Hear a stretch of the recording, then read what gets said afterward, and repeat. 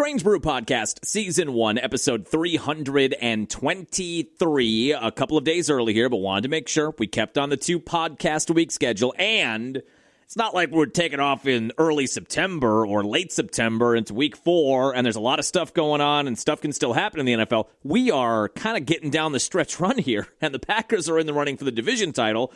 The Packers are in the running for a 1 seed, and the oldest rivalry in football has a massive game this weekend, Packers-Bears, and as we've been over, one of those rare times where you've got some real stakes to this one. So it's Packers-Bears at Lambeau this Sunday. Injury reports are out today. We're going to talk a little bit about the game. I also did go to a variety of websites that had lists of the best Packer-Bears games of all time, and I found one that I thought was pretty good, a top 5 list that we'll kind of go through here this morning. We'll do that, load it up for the game this weekend. I also we'll do this off the top kind of. We'll talk a little bit about the vacation I'm going on, but I also have an Aaron Rodgers supercut I want to play you. It was his birthday yesterday, 42 years old, and when we do the birthday segment on B93, when a birthday is coming up, we'll try to play some kind of, if you can think of an obvious movie clip or a Seinfeld clip more often than not, or an Office clip or whatever. You try to play that as a part of that person's birthday. When I was going through all of the different Aaron Rodgers audio, not just highlights, but some of the quotable moments of his time in Green Bay, some for the good and some for the bad. But I had so much stuff, it was hard to land on which one I wanted to play, so I kind of made a supercut, a 90-second Rodgers supercut. We're going to do that, too. It's his birthday yesterday, 42 years old. And we will talk about the Bucs, too. We are getting to, as Michael Scott would say, threat level midnight, I would say. Monday night in Washington, one of the worst regular season losses I think I've seen in many, many years. I mean, we might be talking about going back to like early Giannis and early Middleton in 2015, 2016, 2017, as this team was a little bit on the rise before the 2018, 2019, 2020, and they became one of the best teams in the league. I think you've got to go back that far. You lost on the road to a 2-win team that is actively tanking, and they were resting some of the few young stars they have. They were not available to play on Monday for the Wizards, and you still lost that game, and you're pretty much healthy at this point. Minus Taurean Prince, you have pretty much everybody back. Kevin Porter's back, Giannis is back, they were all playing.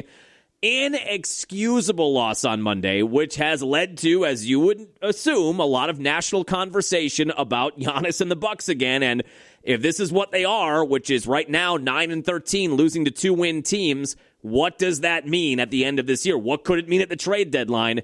And I'm starting to get a little rumble in my tumble here about things going in a bad direction. They need to get this spun back quickly. We'll talk about that, and we're going to talk a little college basketball, too. Badgers have their Big Ten opener tonight, and we get the big Badger-Marquette interstate matchup on Saturday at the Kohl Center. We'll discuss that, too. Let's go. On the ground, a chance here. Durham to Hardy to first. Hit time! Yes! The Brewers win! Yes! Here comes Melvin to the 25, to the 20, Gordon 15, 10, 5, touchdown! Wisconsin! Record-breaking run! Morgan a smash up the middle, face into center. Here comes Gomez around third. A throw and the Brewers win! Here's the snap. He looks, he throws, and complete interception. And there is your Super Bowl dagger. Booker the drive, gets inside, leans in, knocked away and stolen by Holiday. Phoenix has to foul, and a pinnacle ball throws it down. Swinging fly ball in the right center. Broxton is there, and they're the champions. They have done it. It's been a 50-year journey. Wisconsin, we've got a room at the top of the world tonight. The Milwaukee Bucks are NBA champions. Yeah, welcome in on your Wednesday morning. I have to practice not saying Friday morning. It feels like a Friday morning. The whole morning show for B93, I probably set some people in a bad direction thinking tomorrow's Saturday. We did a lot of our usual Friday stuff today. But welcome to your Wednesday morning. Yep, I'm getting out Thursday, Friday, Monday, flying back Monday. As we've mentioned, I think in prior podcasts, I know we talked about it on the air this morning because eventually we got to a point where I was talking about the trip so much that eventually anytime you hit on a topic too much in radio, you get a text that says, oh, just is John going on vacation? I haven't heard much about it. You guys are you leaving for a couple days? So once you go too deep into a topic or you bring it up too many times, you'll start to get that on the text line. Are you going somewhere? Where are you going? Are you going to Texas? Are you going to Chicago? So you got those on the text line this morning. That's fine. I get it. That's all a part of it. I'm not actually chapped at all about that. I keep on talking about things sometimes on purpose to see how far down the line I can get until we get somebody that starts chirping about it on the text line. But we are going to New York City for tomorrow, Friday, and then all the way through early Monday morning. And anytime you talk about New York City, you got to play this. People who know what pecani sauce is supposed to taste like. This stuff's made in New York City.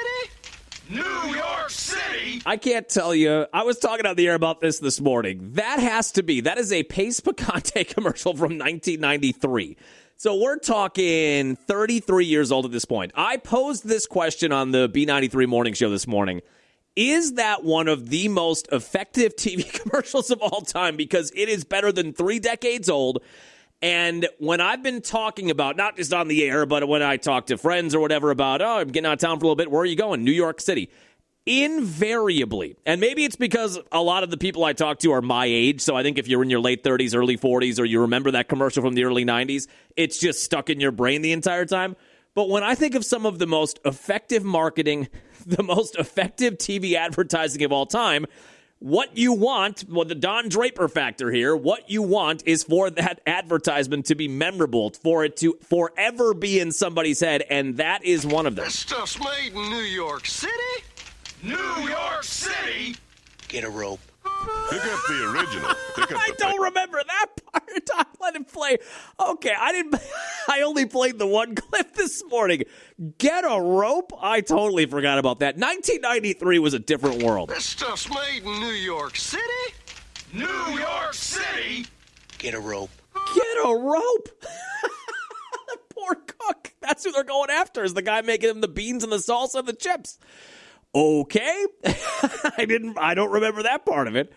But when I've told people where we're going, almost everybody says, I'm going to New York City. New York City? So that's got to be on a top 10 list somewhere, a top 5 list, Mount Rushmore maybe, of most effective TV commercials. That one I think of, I always think of anytime I hear Alexander Hamilton, which has been big. We're not going to see Hamilton, we're going to see The Lion King. But Hamilton was an option for a musical, for a Broadway musical to go to on this trip. But since that is back in the lexicon now, that anytime Alexander Hamilton or Aaron Burr are brought up, I think of the Aaron Burr, the Got Milk commercial. I guess Where's the Beef, maybe for a generation a little bit older than mine. That's something you reference a ton. But there's a short list of some of the best, most effective pieces of marketing, TV commercials, radio commercials of all time. That's got to be on the list. I was at Curling League on Monday night. Get a rope. I can't believe that was the second part of that advertisement. I was in my curling league on Monday night, my men's league, and I was talking about how I was going to be out for a while, and everybody at the table, New York City. But yes, we are going to New York City. Christmas in New York City. So we are going to be doing the whole thing. We're taking our moms. My wife and I are taking our moms out to New York City. And I think the Rockefeller Center tree lighting is tonight. And that's not the only one. That's the one you have to see. But there are gigantic trees everywhere. And we're doing that, of course. I think we land early afternoon. I've got to keep my eye, actually, here on Delta for check-in. Although I don't think it's as important as when you fly Southwest, because when you check in determines when you can get to whatever seat you want to get to. These are assigned seats, so I don't think this is as important checking in, but I got to make sure I get checked in here 24 hours in advance. But we are going on Thursday. We've got a dinner reservation Thursday night. Go see the tree, but there's trees everywhere. And then we're doing, the moms want to go to the Today Show, I think we're going to, or Good Morning America. I'm pretty sure the Today Show. Are there still major crowds that stand out there? I remember as a kid when that was introduced, and that was like a TRL thing too, where you would have these gigantic crowds outside of their studios, and they go out there once in a while, and Al Roker would poke some fun at you, and you'd have a good time. I don't know how much that happens anymore. I just don't watch those shows much because I'm doing my own morning show, my own equally esteemed morning show. So I don't watch the Today Show or Good Morning America or any of those. So I don't know how large the crowds are. I do remember in the 90s when that started to become a thing, the crowds were huge outside of those shows. So I don't know how many people we're going to run into on Friday morning. I do think because the tree lighting is tonight, I think this time of year, it's any time of year in New York City is a busy time of year. Christmas at New York City is a particularly busy time. And I would think this weekend, because the tree lighting and the whole show, Reba's hosting the show tonight on NBC, I would think because that is tonight, this is an especially busy Christmas weekend in New York. So maybe there will be more people, but we're going to walk to the Today Show and sit out there, I guess, at 5 o'clock in the morning or 5:30 in the morning. I want to know if they have signs that you can make, because I do want to make like a Strange Brew podcast sign. Have some kind of sign out there if I can make my way onto TV somehow. But I don't know if they have, I'm not bringing poster board in the plane. I don't know if they have like pre-made or they just have basically empty signs or blank signs that you can fill out. You know, the Brewers have that. When you go to a Brewer game, they've got those Kohl's signs and they give you a marker and you can make your sign when you're there. I'm not sure if they have that. Here's your sign. But we're doing that on Friday morning. Rockettes tickets on Friday late morning, I want to say, 10 or 11 o'clock. And then we're going to kind of bum around. We're going to see the Statue of Liberty at some point, go to Ground Zero and the memorial there at some point. Going to see the addition to the Guggenheim. Got to see that. We're going to the Museum of Modern Art. We will do that, I think, on Sunday. The musical, The Lion King, we're going to go there. Now, my conundrum as it relates to the Packers is that this kickoff was supposed to be a noon kickoff. So when stupid flex scheduling, when we were planning this trip, we knew we were going to see a Broadway musical, just a matter of which one to go to, and nobody in our group has seen The Lion King. I know it's been there forever. It's maybe a cliche to do The Lion King, but that's what we're going to do. So we got tickets for 6:30 on Sunday night, thinking we can get up early, go to the museum maybe, and then maybe find a place to watch a little bit of the Packer game and get a nice lunch and get a gigantic New York deli sandwich and the bagels and all that stuff. Or a slice. I think John's on Bleecker is the place that people want you to go. I'm sure that's going to be a madhouse, but that seems to be the place to go for a New York slice. Also, there's a taco spot I want to check out. I think it's called Los Tacos #1. Any Reddit thread you read about the best tacos in New York City, that is #1. That it's on every like top 10 list I read of the best food spots in general in New York City. Los Tacos #1, I think, is what it's called. So we were going to bum around and do that, maybe watch some of the game. Big game. Well, then they flex it to 3:25. So our tickets are for 6:30, which means what? You've got to be there by 5:15, 5:30 at the latest, I would say, and make sure you're in your seat. So I think I'm going to try to convince people to go to a Packer bar for the first half or maybe the first quarter, get there early, and just get the vibe and then watch the first quarter or quarter and a half, and then we make our way uptown and go to the musical and get in line for that and get in the right spot for that. But what is the one now? I just talked about this on the air and now I can't remember the name of it. There's a bar that is on Kettle of Fish.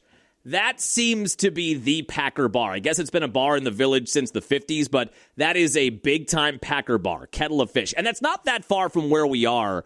I think we're maybe 10 blocks north of Kettle of Fish, but then we have to go all the way up to the other side of the island, my island, to get to the musical. But I'm going to try to maybe convince everybody to make their way down there for at least a quarter and watch that game. But I am going to be the guy now who's going to be sitting there at the beginning of The Lion King with YouTube TV running on my phone, kind of looking with my right eye down there, try not to annoy people behind me, but keep my eye on the game a little bit since they changed that game time. So that has thrown a wrench into the Sunday plans. But it should be a lot of fun. This is the first trip I'm doing, by the way, that is a fully Costco trip. My wife and I have used Costco, and if you're a Costco member, which I know a lot of people are, platinum member, no big deal. I think everybody's a platinum member. But they have a whole travel section. Now, we have used it in the past to rent cars, and I think maybe one other time we used it to get a hotel. But of all the times we've used the travel part of the Costco website, it's been to rent a car wherever we're going. Well, this one we're doing full on. This is an entire Costco trip. The flight is purchased through Costco. The hotel is through Costco. We have a driver that's picking us up. So look for the O'Brien sign. You don't look like an O'Brien. But they have a car, so I've got to call them today, I think at 24 hours before you're supposed to land, and get that all arranged. But a car will be there to pick us up at LaGuardia, and then that car comes back on Monday morning, takes us back to LaGuardia. It seems like it's a pretty buttoned-up situation. I've read a lot of good things about full-on Costco trips. I'm hoping when our driver picks us up, there will be 4 of the all-beef foot-long hot dogs that you get at their food court waiting for us when we get into whatever van or SUV we're getting into. That would be incredible. God, please let that be a thing. That when they pick us up, they just hand us a gigantic hot dog. What do you want me to do with this? So that's what we're doing. But we land at LaGuardia, I think, at 2 o'clock or 3 o'clock in the afternoon Thursday, get the Costco van to take us downtown. Our hotel is a 4-star right across the street from the Empire State Building. We're kind of in Midtown. And I know there's different sections, if you've been to New York, of Midtown. There's lower Midtown, there's upper Midtown, lower Manhattan, East Manhattan. There's a lot of stuff, a lot of places, a lot of villages.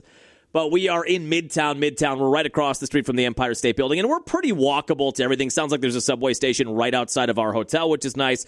And for the Christmas markets, we're going to do all that stuff, Bryant Park and Central Park and all that kind of stuff.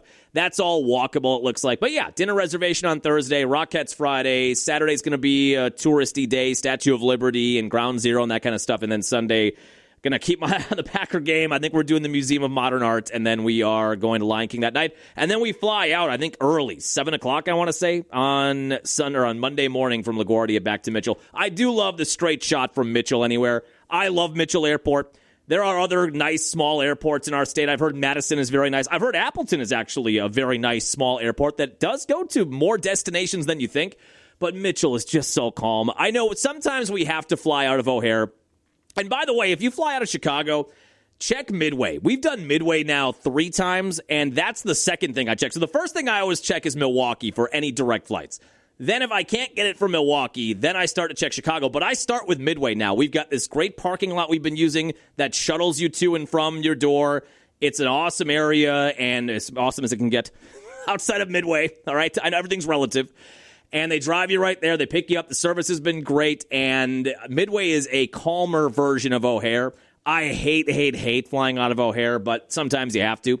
But I love how calm and relaxed Mitchell is in comparison to O'Hare and even in comparison to Midway and some of the other airports we've been to. Atlanta is obviously a zoo, and Baltimore actually is kind of a nice airport. We've been all over. But I love flying out of Mitchell. So that's what we're doing tomorrow all the way through Monday. So that is why you have a Wednesday podcast today. Now, let's do the Rodgers thing real quick. I'm just going to splice it in here. Rodgers, as I said in the teaser, 42 years old yesterday. And the picture I was talking to you about on Monday of him being all banged up in that game against Buffalo and having the knit cap on and the banged up nose and the blood, and he just looks beaten to a pulp, and he looks like Marv from the Wet Bandits, the Joe Pesci character. Is that Marv, or who is the other guy? I think Marv is the Daniel Stern character, right? Anyway, he looked like the Pesci character in Home Alone. And now more and more people have been editing it and putting his face into those scenes in Home Alone. It is just such great internet content, great social media content. I always say, when everybody's steering in the right direction on social media, when we all have one goal in mind, it is the best place for creative content, and that has kind of happened with the Aaron Rodgers Home Alone content. But I said, it's his birthday yesterday. We always try to play a clip if we can connect a celebrity birthday to a clip. And when I was trying to find 1 or 2 to play on Tuesday, I found we have so much Rodgers content, so many quotes over the years, and a couple of highlights I'll splice in here too. I think I'm just going to make a supercut. So without further ado, the Aaron Rodgers, happy 42nd birthday to Aaron Rodgers of the Wet Bandits, your Aaron Rodgers audio supercut. I think he's a bum. I think he's an absolute bum. Yeah, I've been immunized. You know, there's guys on the team that haven't been vaccinated. But the biggest thing to remember is we're not dead. Rodgers gets the snap. Blitz is on. Rodgers scrambles left, winds up Rainbow. Cobb. He's got Cobb at the 10 to the 5 to the end zone. Touchdown and a dagger. Oh my goodness. An NFC North Division championship dagger of 47 yards. Going to be Christmas there. in Green Bay. Yeah, we heard you're Where else getting would our you rather be? Rodgers, Jordy Nelson, touchdown, Green Bay. How can you not be romantic about football, man? In the 1960s, these Midwesterners earned 5 NFL championship trophies. 5 letters here. RELAX. We're going to be okay. But the biggest thing to remember is we're dead. I think we can run the table. I really do. I think the offense is starting to click. I really like women. They still have Aaron bleeping Rodgers, and we're stuck with Dak and his contract. Rodgers! This guy double check! And I'm also Aaron Rodgers' best friend. That dude is not my best friend. We have never met. He's a complicated fella, so I'll just say that. That's not too bad, right? Was that 25 minutes of well-spent money by our company that I spent on that supercut? Not too bad. I think not too bad. we just had so much content. I thought, I've got to put this together in some bigger form. So that is what all that led to. All of the saving of all of the different Rodgers clips over the years, from when I took over the morning show in 2010 or 2011, got to B93 in 2007. All of those years of saving everything, never deleting it, putting it in the Rodgers tickler file, that all culminated in December of 2025, a day after his 42nd birthday in a Rodgers Supercut. You've always got to have your mind on the long game, too. Packers and Bears this weekend. There was the clip in there of the I own you, I still own you game. So we've talked about, I think we talked about it more heading into the Viking game, that my feeling is for my generation, late 30s, mid to late 30s, early to mid 40s, that even though we all recognize the stature of the Packer-Bear rivalry and the longest rivalry, although there will be some people on the internet that tell you, and I found that out this week, that technically, John, technically, the oldest rivalry is the Bears and Cardinals, because the Bears and Cardinals both were in Chicago, and they played each other for the first time in 1920, and the Packers-Bears didn't play each other the first time until 1921. It actually might have been the Chicago Staleys. I don't know, whatever. I did have somebody, because we were doing sportscasts all week, talking about it being the oldest rivalry in football, in NFL football. Got to make sure you clarify that, too. But then I had one or two come out of the woods where, actually, if you look back, okay, whatever, fine. I understand it is a time-honored tradition since the invention of radio at KDKA in 1921 or 1922. I understand it is always the goal of the audience, of some of the audience members, to make sure they're correcting everything that the person that is on the microphone is doing or playing or saying. I get it. That is as old as radio itself. So that is technically the oldest rivalry, Bears and Cardinals, even though we don't think about it that way. But Packers-Bears, even though we recognize the heritage of it, I just don't feel like, outside of the 2010 NFC Championship game and the 2013 de facto NFC North Championship game, it just feels like more often than not in my lifetime, when the Packers and Vikings play, there's more on the line. Both have better teams. Both are vying for division titles or playoff spots. The matchups, just the ho-hum regular season matchups are closer because the talent level is closer. And I'm not complaining, because I've lived a privileged football life in general, but specifically as it relates to this rivalry, growing up in the Favre era, Favre pretty much dominated the Bears with like a 700 winning percentage, and Rodgers took that baton and I think was even better, something like a 750 winning percentage. So even though there are those handful of really memorable games, and I think inarguably the biggest game in the rivalry is the 2010 NFC Championship game, just because of the stakes where the winner goes to the Super Bowl. There hasn't been a bigger matchup since, and until they have that happen again, if that ever happens again, that will be number one. So that is something that happened in my lifetime. But more often than not, the Packers have kind of just dominated this rivalry, and we haven't had a ton of games like we're going to have this coming weekend where there are big implications in terms of division titles, in terms of one seeds, and maybe home field in the playoffs and things like that. Bears come in 9-3, Packers 8-3-1. So with that in mind, I was doing a little bit of rummaging through the internet and trying to find what some people perceive to be the best games in the rivalry. I landed on this article that was published this year, I think. Was it this week? No, this was published in February of 2025. So we're going back toward the beginning of the year. And they go over what they think are the top 5 Packer-Bear games of all time. The number 5 on this list, I do not remember. I was not born. It was in 1980. And I think I had heard about this game, but I had not really read about it or seen the highlight of it until I went to this list. So in September of 1980, the Packers beat the Bears 12-6. And in that game, they were lining up for a game-winning field goal. So the game was tied at 6. And the Packers are lining up with Chester Marcol, legendary Packer kicker. And they were lining up for a game-winning field goal. Well, the Bears blocked the field goal. So you're thinking, oh, crap, we're going to overtime. Well, not so fast, my friends, because the blocked kick is deflected into the arms of the kicker, Marcol, and then he took it to the end zone for a touchdown. So this is what I would describe as grainy audio, but this is the TV broadcast that day. So they win walk-off fashion 12-6 instead of 9-6. A 35-yard attempt by Chester Marcol with David Beverly holding. 35 yards, by the way, in 1980, no gimme.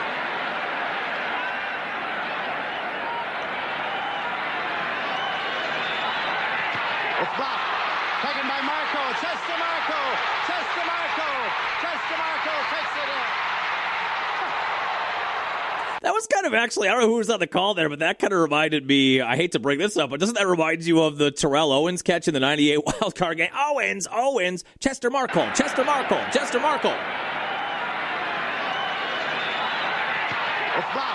Taken by Marco. Chester Marco. Owens. All right, crowd's going ballistic, as I would have too if I were alive in that era. We've been hamming it up after that. So the Packers got the win there, 12-6. That was number 5 on the list. Number 4 on their list is that opening night game, the Percocet Aaron Rodgers, It's Money. September 9th, 2018, and that was the year the Bears brought in, was that year 1 or 2 of Mitch Trubisky? I think maybe year 2. And that was year 1 of Khalil Mack, which was their sort of move, like the Packer move this year for Micah Parsons. Obviously, now that we've seen what Parsons has done for Green Bay, and you think back to Mack had a really good year or 2 there, though. But that was a similar off-season move where it felt like the Bears were on the rise, and then they get this great edge rusher. And they came into Green Bay with Matt Nagy as their head coach. Rodgers gets hurt. He leaves. Bears are dominating, and they're doing the lambada at Lambeau Field, all the Bears fans that made the trip to that one. And then Rodgers comes out of the tunnel and leads them to a victory. Here was the go-ahead from Rodgers to Cobb. Rodgers surveying, fires. That's caught. Randall Cobb into Chicago territory. Randall Cobb inside the 20-yard line. Randall Cobb is going to score. Rodgers is limping his way up there, gave an all-time post-game. His eyes, his pupils were the size of Jupiter when he was giving that post-game interview. What was wrong, Aaron? Well, it's my knee. Oh, no, we know that. We are aware that it's your knee. The Packers won that game 24-23. I don't have it loaded up, but one of my favorite clips that we've played over the years, and now that Randall Cobb is not in the NFL, it's harder to bring it back. But there was a little kid that was streaming that night in 2018, streaming himself or recording himself watching the game. Not the guy we always play. Or I guess maybe now that game was 2018, so that's 7 years ago. Boy, wouldn't that be a plot twist if that kid who was streaming himself in 2018 turned into, what's that guy's name? M-Bone, who's a Cubs and Bears fan who we will love to play once in a while here when the Bears or Cubs have their hearts broken. That would be something. But there was a kid who looked like he was probably 12 or 13 years old who was streaming himself, big Bears fan, watching that game. And then at the end of that play, when Cobb gets into the end zone, in almost a teary-eyed fashion, he goes, Randall Cobb again. So Randall Cobb has just tormented that fan base, Rodgers and Cobb, but just the way he said, not Randall Cobb. So that was their number 4. Number 3 they had as the 2013 de facto NFC North Championship game, and I think we all know what happens here. We just played it as a part of the Rodgers Supercut. Blitz. Rodgers gets out. Floats it. Cobb! Touchdown! Randall Cobb!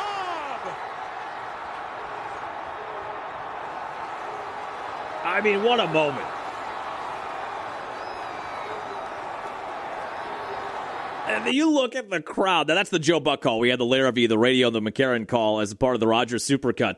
What a moment that was. Just stunned faces. And the Bears still had a chance to win that game, by the way, because I remember thinking when we heard the radio call, I remember thinking, boy, that's kind of a dangerous dagger call from Larrabee because the Packers end up not getting the 2-point conversion. There are 40 seconds left, and the Bears have 2 timeouts. So, 2 big chunk plays, and they've got a chance to get down there and maybe win it. When I think of the more precarious Larrabee dagger calls that I've heard, that would be up there. That was a gutsy dagger call with the amount of time in the timeout situation left. The Packers took that one 33-28. And then what happened after that? We all thought Rodgers is back and he's healthy, and you knock off the Bears in dramatic fashion. You convert the 4th down into a touchdown. Did they lose to the Niners? It felt like a lot of games in that era ended with a loss to the Niners in the playoffs. Then another one for when I was a kid, I do not remember this one, 1989. I feel like I was probably somewhere watching this with Pop, I would think. Maybe I wasn't paying attention to it, but at 5 years old, this was the infamous instant replay game that the Packers won 14-13 on 4th and goal from the 14-yard line. 41 seconds left. Packers down 13-7. Mikowski extended the play, and as he got to the line of scrimmage and sideline, threw across his body to Sharp. It was a Brett Favre-style throw, and that was the tying touchdown, except he was penalized for throwing the ball crossing the line of scrimmage. So then the Bears thought they won. Then they went to the replay, and it ends up that they do call it a touchdown. Do I have the actual play here? I think I do. Here we go. Might be in mono. 13-7 in the Big Central Division battle. Makowski throws, touchdown, scoring Sark. Man, audio from back in the day. Just not what it is now, but that was the call in the moment. Then they go back and forth on the replay. It took almost 5 minutes before they ruled the Packers won that game 14-13.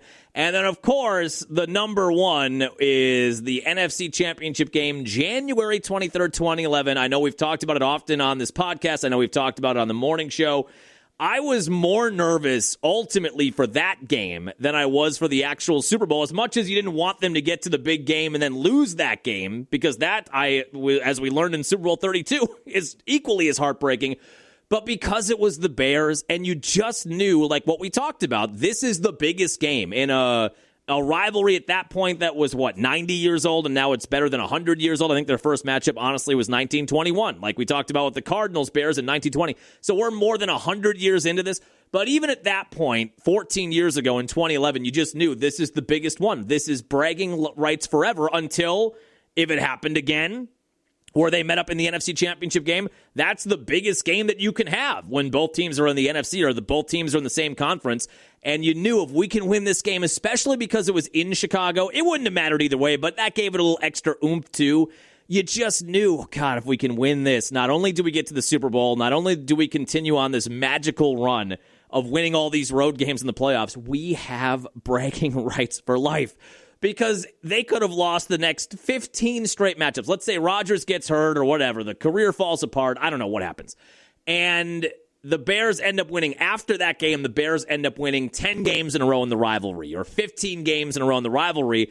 As much as they would talk trash about that, we would always be able to say, well, it doesn't matter because the one time the Super Bowl was on the line, the Packers won. So we had the trump card. I mean, that blows any other piece of trash talk out of the water. And we may have to use it at some point. You know, the Packers have been on this magical run now since 1991. I often say, I think at some point in my life that I'm going to have to pay for this. We're all going to have to pay for this unreal run of now 30, 35, 40 years of really quality division title level, playoff levels, sometimes Super Bowl level play. At some point, you think there's going to be a dip there. We thought it was coming in the first half of 2023. Turns out not to be the case. But we'll always have that. If there's ever an era like the 70s or 80s when the Bears dominated that rivalry for the most part, we'll always have that game, the NFC Championship game in 2010. Here's the B.J. Arad. Direction of Caleb Haney. On 3rd down and 5, pressure. Pass is picked off, and who is it? Big B.J. Raji for the touchdown. That's the difference. That's how high I had to crank our board just to hear a little bit of that Makowski pass. That's why Joe Buck came in blaring. Action of Caleb Haney. On 3rd down and 5, pressure. Pass is picked off, and who is it? Big B.J. Raji for the touchdown.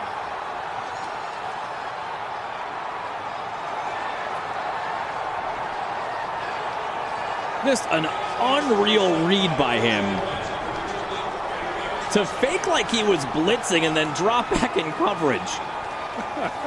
B.J. Raji, 338 pounds, stepped in front of that pass.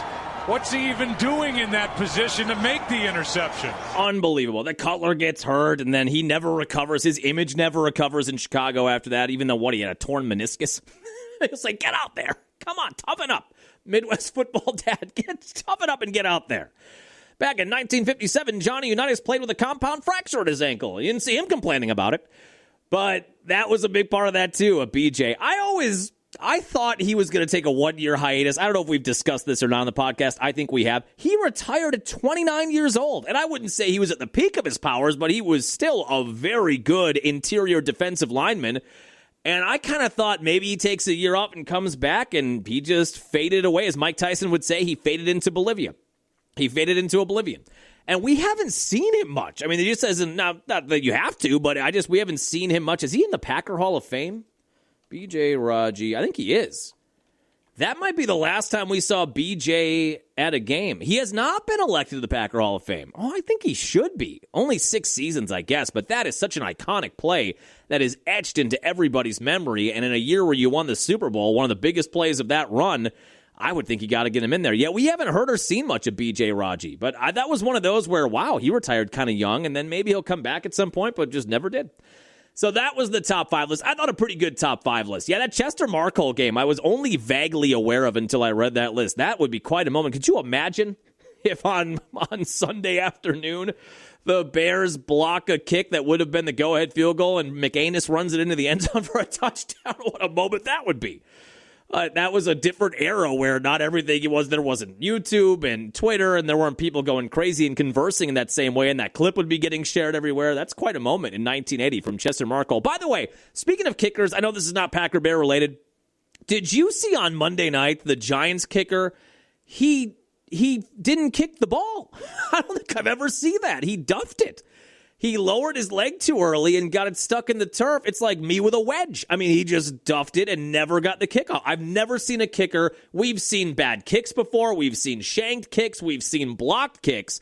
I don't think at the NFL level I've ever seen a kicker just throw a divot down and never hit the ball. They had to eat it after that. I've never seen that.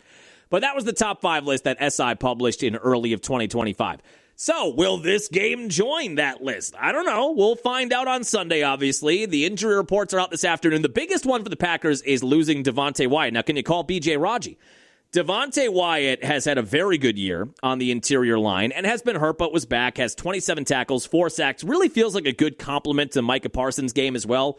They've been able to tandem or tag team a lot of good rushes and kind of I don't know what you call it, not a hot route, but same kind of deal where you sort of reverse the way that you come in, like it looks like you're going up the middle, then you bust to the outside. Parsons is always dancing around on the line of scrimmage at times where they would stunt. That's what I'm looking for. Found it. Just keep talking. Eventually you find it. Those stunt blitzes, they seem to work really well as a twosome in those situations.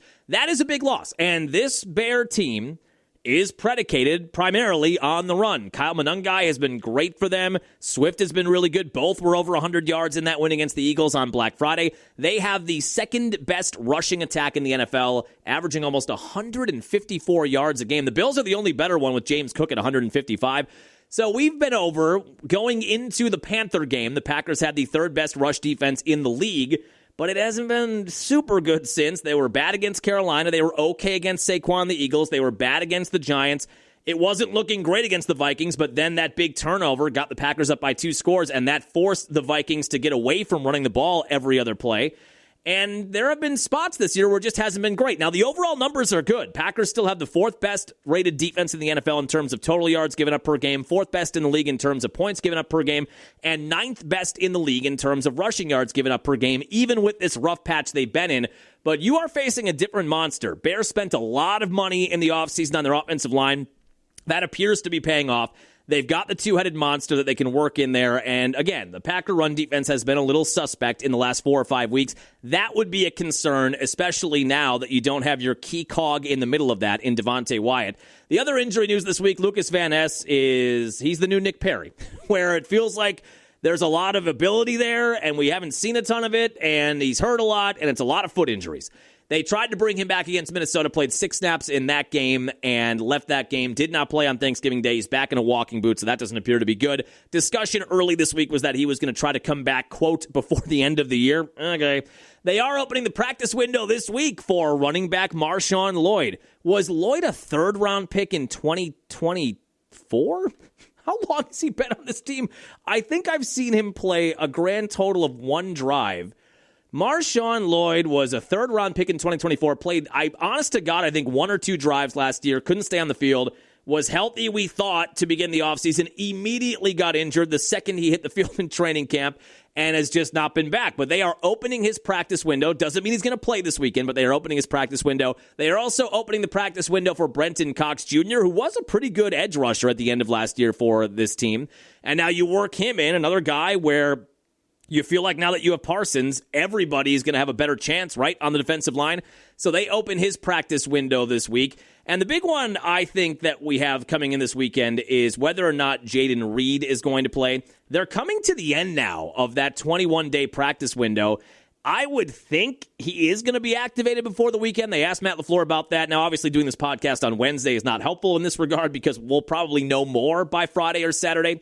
But they asked LaFleur about that in his press conference on Monday, and he said that he has not been medically cleared yet to play in a game. He has been medically cleared to play or to practice, but hasn't been medically cleared to play. That's the first hurdle you have to clear. They haven't done that yet. But this, I think, from my understanding, has always been the target. When they opened up that 21-day practice window, this has been the target of getting him back this weekend. As we've been over, it would be quite a boost to get the guy that you figured was pretty much your number one wide receiver coming into the year. We all had hope for Tucker Kraft, who was having a fabulous year until he went down. We all had hope for Matthew Golden, who also might play this weekend. It has been a rocky road rookie year for Golden, no doubt about that. But when you thought about in week one, who are our two best pass catchers, Tucker Kraft and Jaden Reed. And Reed had 5 catches for a touchdown in week 1, caught a touchdown against the Commanders in week 2. That's the play he got hurt on, and we haven't seen him since. But this is a dynamic weapon that you are going to get back if it is this weekend. A guy who has been around 1,000 yards in all-purpose offense in his first and second years. This would be a big guy to get back, especially now that Christian Watson seems to be catching the ball consistently. He seems to have de-hammed his hands. And now that he's rising into a number 1 caliber or number 2 caliber wide receiver, and you're hopefully getting Golden back, and some of these guys are developing, and Dontavian Wicks is coming off of arguably the best game of his career. Now could you add Jaden Reed into that mix? That would be huge on Sunday. Yeah, Brenton Cox Jr. last year in 6 games had 4 sacks. That's pretty damn good. So that would be a big guy to get back as well. He was a rookie out of Florida last year. And now you think with him on the opposite side or working in tandem on stunts with Micah Parsons, maybe he could be even more effective. So that's not a nothing burger either that you could be getting back either this week or next week. On the Bears side of things, like we said, the rushing attack's been good. Caleb Williams has been okay, quarterback rating of around 90. Matt LaFleur talked about this week, and it is true, he has the ability with his legs to keep plays alive. We've seen that a lot this year. Sometimes it ends in disaster, but more often than not this year, they have seen more success with that in year 2 under Caleb Williams. Everybody remember when Caleb Williams was almost a Badger? Remember that? When he was, transferring from Oklahoma, and then he spent that last year at USC, and the rumors were raging. I think Paul Christ was still with the Badgers, right? That they were going to get Caleb Williams. Man, what a different world that would be. That would have been a Russell Wilson-esque get, but it just didn't work out that way. I think sometimes we forget about that, though. When you think about his last year at USC, now he's on the hated Bears. He was almost a Badger. But he does keep plays alive. You're going to have to be aware of that. You think this Packer front 7 should be able to get some pressure on them with Micah playing as well as he is. And then we'll just see if the Packer offense can keep on humming along like it was against Detroit on Thanksgiving Day. We are still firmly in Toyotathon. What stat did I see? Maybe I saved it. I can't remember if I saved it on Twitter or on my phone. The Jordan Love Toyotathon stats. I would say they're video game-like, but they're even more absurd than that. Jordan Love, here it is. So this is even more than Toyotathon. Jordan Love in week 11 or later, as a starter, so 23, 24, and so far this year, week 11 or later, the Packers are 14-5. He has completed 68% of his passes, 34 touchdowns, 2 interceptions, and a quarterback rating of 111. He's not the guy? He's not the guy? What are we doing?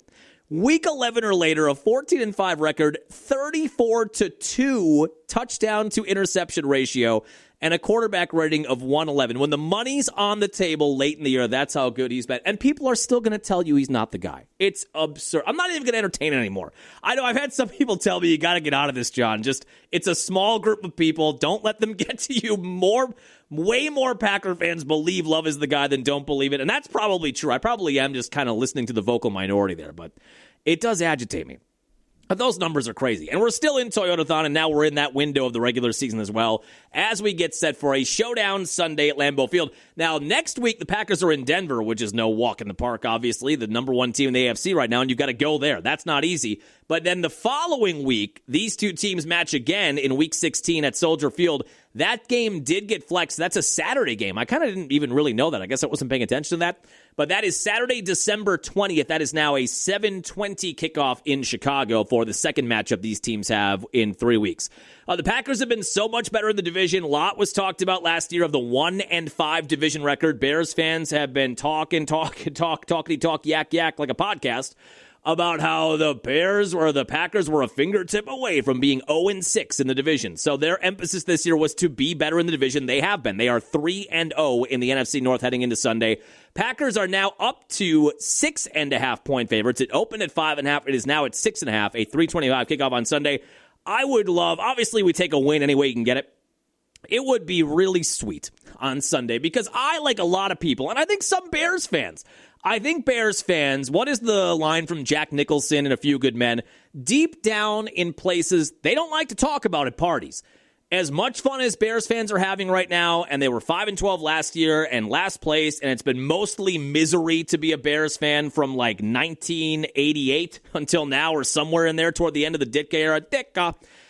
So they are clearly going to have a good time when they're in first place this late in the year, 9-3 record, tied for the 1 seed in the NFC. And I'm not begrudging them for that. They should be enjoying this because I think the bottom's going to fall out here at some point soon. But I do think there are a lot of Bears fans who, if they're honest with themselves, outside of the Philly game on Black Friday, which is their most impressive win, what we've talked about outside of that game, it's been a lot of close wins against a lot of bad teams. And I don't think that means that the Bears aren't good. I just don't think it means they're as good as maybe that record would indicate or where their standing is right now in the NFC. So I would love if the Packers win this game and the Bears are finally feeling good. Bears fans are feeling good coming into the game where they have a little bit of confidence to them. I would love if the Packers would just crush that confidence. Because I think it is a house of cards a little bit. I do think the Bears are headed in the right direction with Caleb Williams and Ben Johnson. I do believe that. Caleb's got to cut back on the turnovers, but you can see Ben Johnson, unless something crazy happens, it just feels like he is going to be a really good NFL coach, and he's going to be there for a while. So I don't think this is a total house of cards in that they're not going to be good. It'll fall apart this year, then they're going to be right back to being a 4 or 5 win team next year. I do think we're going to see them progressively be better and better and better, but I just don't think that they are a 9-3 caliber team. And I would love for a fan base that is fragile with their confidence right now. They are cautiously optimistic. And this is a game that you're pointing to saying, all right, now we've really got a chance. We proved it in Philly a little bit. Now we can go to a team and a rival that has dominated us for almost 40 years. Now we can beat them in their place just like we did last year. They've talked a lot about that this week, too. Well, they won in Week 17 or Week 18 at Lambeau Field last year when it didn't mean anything for the Packers, but whatever. So we can build on that. And I would just love for the Packers to crush that little budding confidence that we have with Bears fans. I would love them to blow it away like a dandelion in a summer breeze, and just crush this team by 10 points, 14 points, 20 points, and not only win, but win with purpose. Win convincingly. And then you'll see Bears fans kind of come back down to earth and say, okay, we're maybe not a 9-3 team. This team's going to be in the playoffs. I mean, they'd really have to collapse to not get a playoff spot. But I would love for the Packers to serve some notice on Sunday, not only win, but win in convincing fashion. But I'll take a win. I don't care how you get it. I'll take a win. I'll take Chester Marcole on a block kick, returning it in for a touchdown. 3:25 kickoff on Sunday at Lambeau Field. Now, let's talk about the Bucs real quick, then we'll hit on some college hoops and get out. I'll make some picks, too. I've got 4 picks for you. The Bucs, and I wrote a blog about this, and I know we're not blogging as much as we used to, but this one I had to get off my chest on Tuesday. Bucs in Washington on Monday. What did we talk about on the Monday podcast? Giannis was down for a while. You went on a 7-game losing streak. I guess it's somewhat understandable when you do not have a Hall of Fame player, one of the top 25 greatest players of all time, still in the prime of his career, and you go on a losing streak while he's down. I guess I can stomach that. I don't want to, and we said when he went down, it'd be nice to win a game or two here so you're not totally behind the 8 ball when he comes back. But I understand that without your opening night starting point guard in Kevin Porter Jr., and without your future Hall of Fame top 25, top 30 all-time player in Giannis, you're probably not going to win a lot of games. But he comes back on Friday in New York. You lose that game. Close game. Had the lead. Bad officiating. You come home with a 3-win Brooklyn team. You blow them out on Saturday. And then what did we say on Monday? At 9-12, you're a little behind it right now, and you have a softer December schedule, and you've got to get this thing going and stack up wins in December. And what did they do on Monday? Going to the Wizards on Monday night in Washington. Going into Monday night, the Wizards had a 2-16 record. 2 6-16 record. They are actively tanking. They are making no bones about the fact that they want the number one pick in next summer's draft, or at least have a chance for in the lottery in the NBA world. And they were missing some key players. Now, Middleton played, CJ McCollum, some of their veterans played, but some of their better young players, and I use that term somewhat loosely for a 2-16 team, but some of their better young players weren't even playing on Monday. So you've got an actively tanking 2-win team, worst record in the NBA, missing two of their key pieces, and you go in there with Giannis, Kevin Porter Jr. is back. The only guy you're missing now is Taurean Prince. And you lose that game. It defies logic. It was, and I put this in the blog, and I said it on the air, and I stand by it. I think you have to go back to like 2018 or 2019 as this team was starting to become a title contender and maybe had a bad loss against a bad team in the regular season, a team that they shouldn't lose to. Even though I feel like in that era, as they were on the rise, they cared a lot more. I get it. I mean, you care more when you're coming up and you're younger and every game matters. Then you make the run, you win a title, you understand it's a marathon, not a sprint, so sometimes you dial it back, and sometimes there's load management games. Maybe I'm thinking more like 22 or 23, the year or two after they won the title. They had a night where they just weren't focused. They had a Wednesday night in February against a bad team they didn't care about. There was a random Tuesday where Giannis sat out and Middleton sat out and Lopez and Holiday, and they all sat out. But maybe it's more in that era. I can't think of a worse regular season loss, though, in the last 5, 6, 7 years than what we experienced on Monday. And you lose that and fall to 9-13. And the thing is, you had the lead, a big lead. They had a 16-point lead in the third quarter against a 2-win team. And you just got that sense, late third quarter, Wizards make a run, make it a 3-point game entering the fourth quarter. You had your chance to stamp them out and did not do it. And you just got a bad feeling in the fourth quarter of, now this is a game. And the Bucks thought they had this game won, and they probably think they're better than they are, which is another problem and maybe a different topic for a different day. And now you've let this young team, this bad team in it, and you've given them hope, and now you're in one quarter where anything can happen. Any team can be hot for a quarter, and you could lose this game, and that's what happened. And guess who hit the big shot? Chris Middleton. Chris bleeping Middleton. You knew it. Bucks had a 1-point lead under a minute to go, and Giannis missed a terrible jumper, a fadeaway jumper, just stupid shot. And the Wizards got the rebound. Middleton buries a 3. Then McCollum buried a 3, and you lose 129-126. Two of the biggest problems for the Bucks on Monday are the same problems they've had a lot this year. They can't rebound the ball consistently. Just can't do it. They are one of the worst rebounding teams in the league. They allowed 14 offensive rebounds for that Wizards team on Monday. The Wizards coming into Monday were the 29th ranked team in the NBA of 30 teams? Is it 30 teams or 32? I always forget. 30 teams? Anyway, 29th in the league in offensive rebounding, and they got 14 of them Monday night. The Bucks turned the ball over 16 times. I think the Wizards had 9. And then the Bucks also went 13 of 21 from the free throw line. As a side note, they also shot like 60% at the free throw line in a game you lost by 3. But all of the offensive rebounds they gave up and the turnovers led to the Wizards having 18 more field goal attempts than the Bucks on Monday night. That's essentially an extra quarter. You know, that's about what you would take. You take about 18 to 20 shots in a quarter. So the Wizards basically got an extra quarter of offensive attempts because of how careless the Bucks were with the basketball and how lazy they were trying to get rebounds. And that's been an issue. The rebounding has been an issue all year. The rebounding's really been an issue for the last 2 or 3 years, but it's been truly terrible, atrocious this year. And I don't know how that happens when you've got Giannis out there for how long and physical he is, and you bring in Miles Turner. And Lopez was never the best rebounder, but he did a lot of work to get rebounds for other people. But you've got 2 guys in there, 6'10", 6'11", 7-footers with some length. I don't know how they are this bad at rebounding. But it's bad. It's been bad in every game, and it ultimately cost them to a terrible team on Monday. So you come out of that game 9-13, a game you felt like you absolutely had to get given where you're at. Now, look, it's one thing if you go into that game and you're 5 games over 500 and you lose a game to a bad team. But when you are struggling right now to remain relevant, when you are struggling to convince your superstar player to stay here beyond this year, when you are struggling to even be in the play-in tournament window right now, which the Bucks right now are a game out of the play-in tournament window. They are in 11th place. There's a long way to go. It's a long year. It's December 3rd. But right now, they are on the outside looking in of the play-in tournament. You can't afford to lose a game like that. If you're a title contender and you fall asleep at the wheel one night, I guess it is what it is. But when you are fighting to figure out what the hell this team is, You cannot afford to have a game like that. You're not good enough to go into anybody's place or be at home against anybody and say, we're going to Cadillac our way to a win. And they talked about that postgame, and Doc talked about it. I don't know how much that message is getting received anymore from Doc to the players.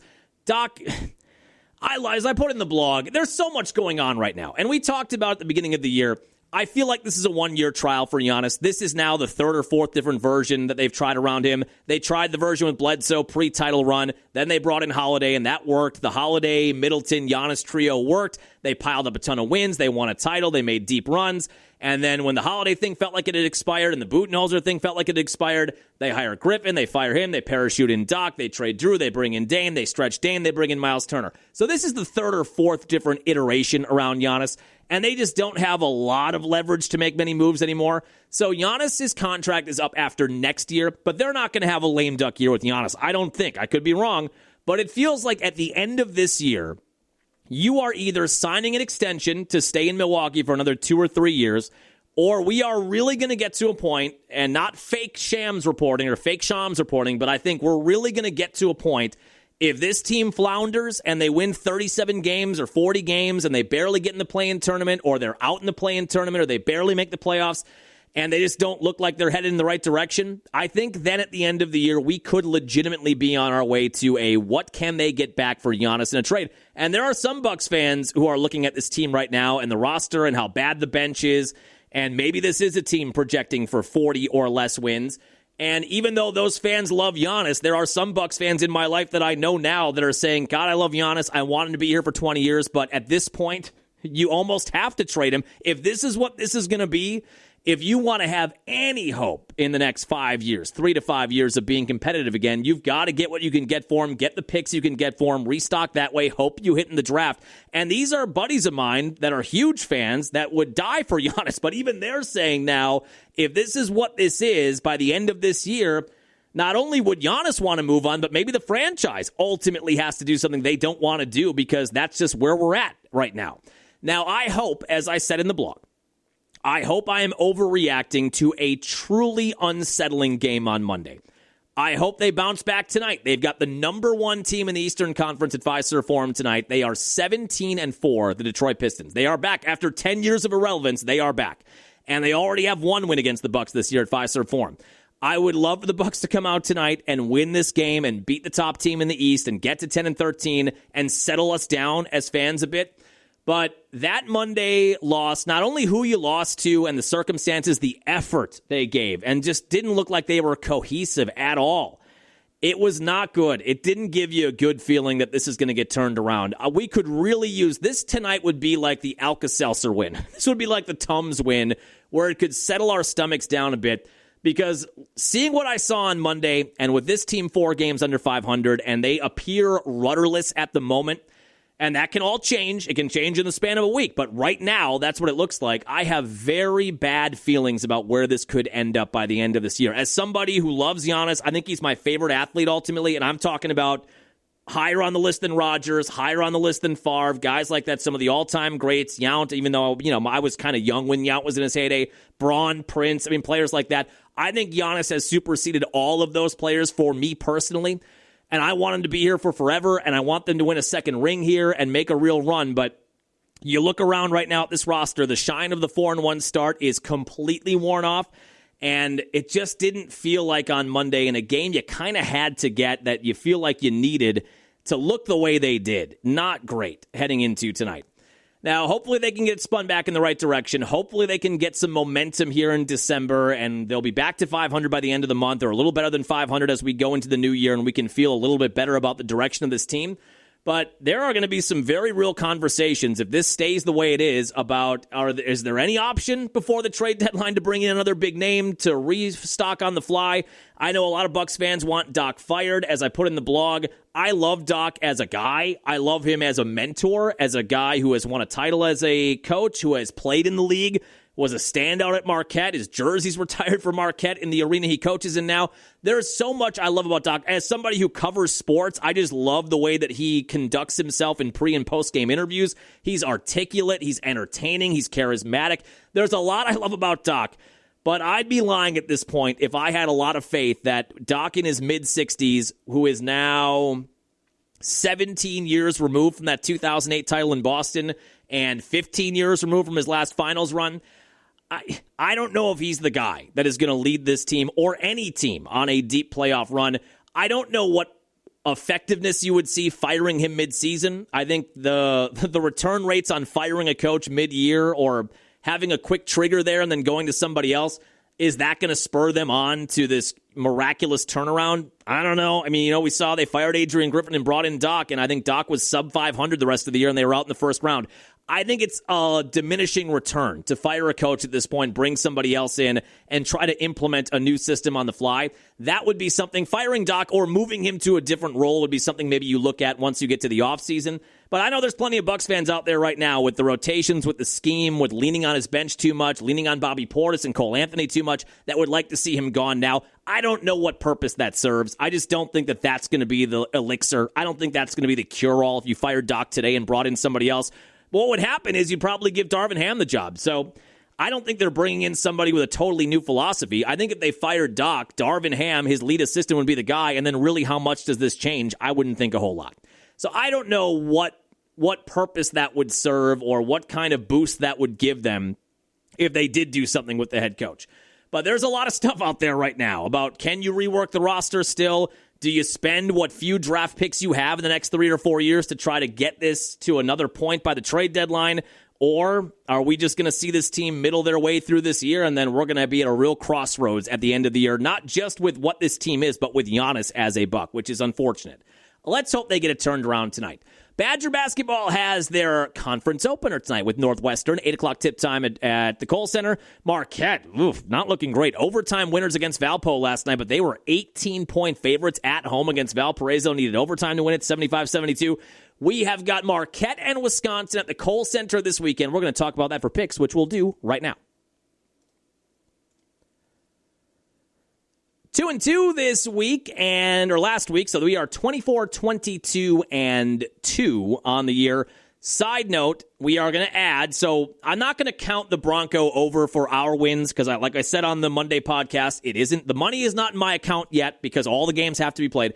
So we'll wait like we did last year to add all of the futures we had that we talked about preseason. We will add or subtract those depending on which way they go by the end of the year.